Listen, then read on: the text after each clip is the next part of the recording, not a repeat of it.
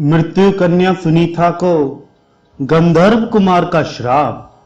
ऋषियों ने पूछा, सूत जी, पापाचार पूर्ण बर्ताव करने वाले जिस राजा वेन का आपने परिचय दिया है, उस पापी को उस व्यवहार का कैसा फल मिला? सूत जी बोले, ब्राह्मणों, पृथु जैसे सौभाग्यशाली और महात्मा पुत्र के जन्म लेने पर राजा वेन पाप रहित हो गया। उसे धर्म का फल प्राप्त हुआ। जिन नरेशों ने समस्त महापापों का उपार्जन किया है, उनके वे पाप तीर्थ यात्रा से नष्ट हो जाते हैं और संतों का संग प्राप्त होने से पुण्य की ही वृद्धि होती रहती है। पापियों से बातचीत करने, उन्हें देखने, स्पर्श करने, उनके साथ बैठने, भोजन करने तथा उनके संग में रहने से पाप का संचार होता है और पुण्यात्माओं के संग से केवल पुण्य का ही प्रसार होता है, जिससे सारे पाप धुल जाने के कारण मनुष्य पुण्य गति को ही प्राप्त करते हैं। ऋषियों ने पूछा, महामते, पापी मनुष्यों को परम सिद्धि की प्राप्ति कैसे होती है? यह बात भी हमें विस्तार के साथ बतलाइए।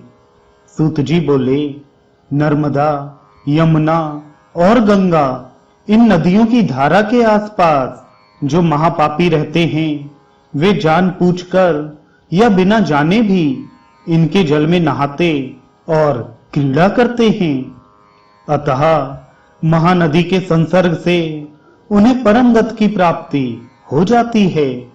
द्विजवरों, महानदी के संपर्क से अथवा अन्यान्य नदियों के परम पवित्र जल का दर्शन, स्पर्श और पान करने से पापियों का पाप नष्ट हो जाता है।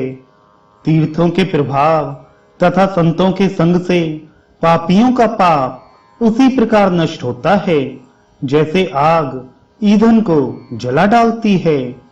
महात्मा ऋषियों के संसर्ग, उनके साथ वार्तालाप करने से, दर्शन और स्पर्श से तथा पूर्व काल में सत्संग प्राप्त होने से राजा वेन का सारा पाप नष्ट हो गया था।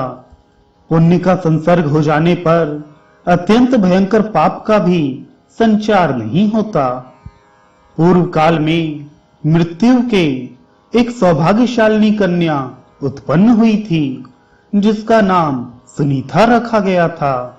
वह पिता के कार्यों को देखती और खेलकूद में सदा उन्हीं का अनुकरण किया करती थी। एक दिन सुनीता अपनी सखियों के साथ खेलती हुई वन में गई। वहां गीत की ध्वनि उसके कानों में पड़ी। तब सुनीता ने उस ओर दृष्टिपात किया।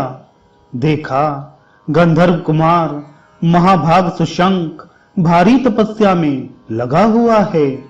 उसके सारे अंग बड़े ही मनोहर थे।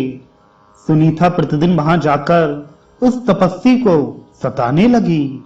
सुशंक रोज रोज उसके अपराध को क्षमा कर देता और कहता, जाओ, चली जाओ यहां से। उसके यूं कहने पर वह बालिका कुपित हो जाती और बेचारे तपस्वी को पीटने लगती थी।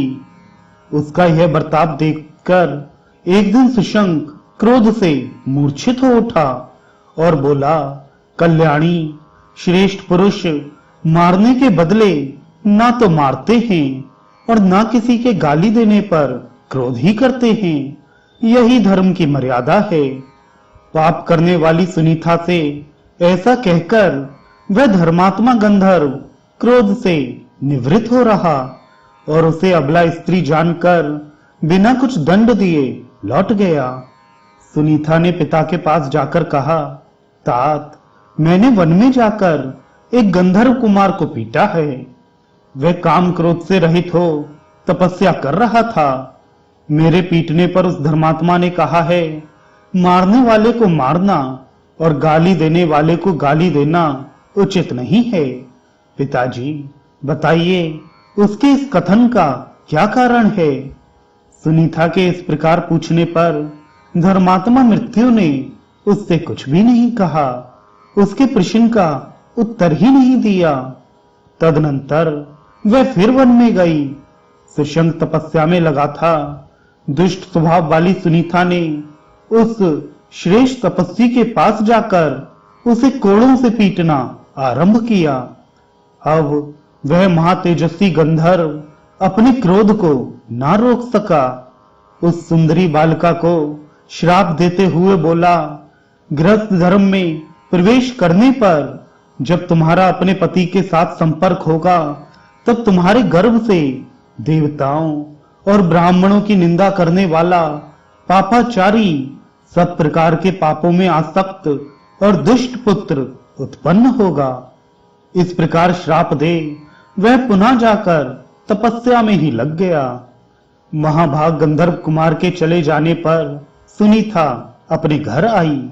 वहां उसने पिता से सारा वृतांत कह सुनाया। मृत्यु ने कहा, अरे उस निर्दोष तपस्वी को तुमने क्यों मारा है?